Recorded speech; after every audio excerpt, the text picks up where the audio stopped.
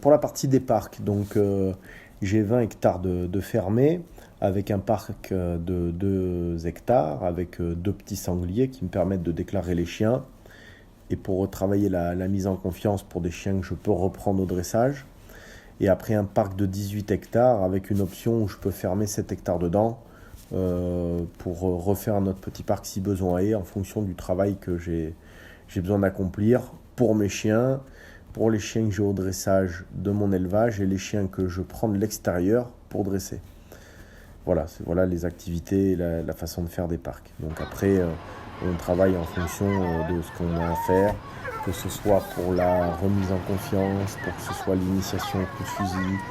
Il est important que les chiens arrivent aussi à la mort, donc on tue régulièrement des sangliers. C'est important que les chiens voient un petit peu toutes ces façons de faire, tous ces modes de chasse. Donc pour le dressage, donc on prend les chiens de l'extérieur. Vous avez pu voir sur les différents contrats. Donc on a la partie remise en confiance sur un mois où on reprend des chiens que les gars ont, qui peuvent être rebutés au sanglier suite à un ferme compliqué, des coups de fusil malheureux où le chien a pris peur, des chasseurs qui ont corrigé leur chien à grands coups de collier inutilement, ou des fois voilà, un peu trop appuyé, donc le chien qui est un peu timide. Donc voilà, donc ça c'est la partie remise en confiance. Après donc le débourrage qui est la grosse partie du dressage. Donc on m'amène un chien sur une période d'un mois où je fais chasser du lundi au vendredi tous les jours, 1 à 2 fois, voire 3 fois par jour, suivant ce qu'il y a à faire, suivant la progression du chien. On a des méthodes de travail très précises. Petit parc un peu plus grand.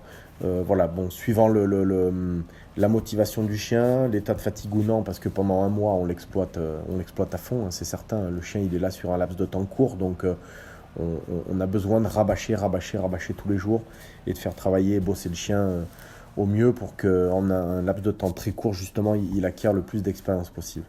Et après, donc, le forfait rapproché créance qui est plus long, où là, évidemment, eh ben, on fait travailler les chiens donc au pied, toujours pareil, hein, comme pour les miens, en meute, individuellement, en libre, en longe, voilà, en fonction de ce que le client souhaiterait, parce qu'encore une fois, entre ce qu'on souhaite et ce que le chien est capable de faire, il y a un monde d'écart, mais on essaye d'orienter le chien du mieux qu'on peut. Après, il est évident, hein, il y a des génétiques et il y a des chiens, il y a des lignées qui feront jamais de longe. Il y a des chiens que vous pouvez travailler autant que vous voulez, qui donneront jamais un pied et qui travailleront pas les voies. D'autres justement qui sont plus propices à ça et qui ont à l'excès presque besoin d'être retenus à la longe pour pouvoir donner. Voilà, donc ça c'est à nous de le déceler quand on nous amène des chiens qu'on ne connaît pas, des génétiques et des sélections de chiens qu'on ne connaît pas. À nous de les connaître sur un temps très court.